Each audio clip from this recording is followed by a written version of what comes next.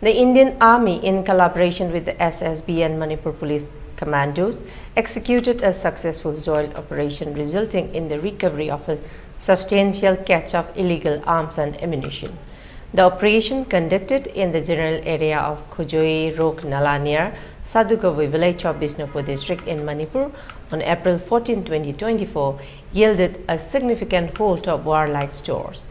The recovered arsenal includes a 9mm carbine machine gun, a Stain gun Mk2, a 303 rifle, a 9mm pistol, an anti-riot gun, as well as 14 grenades, ammunition and various other warlike stores.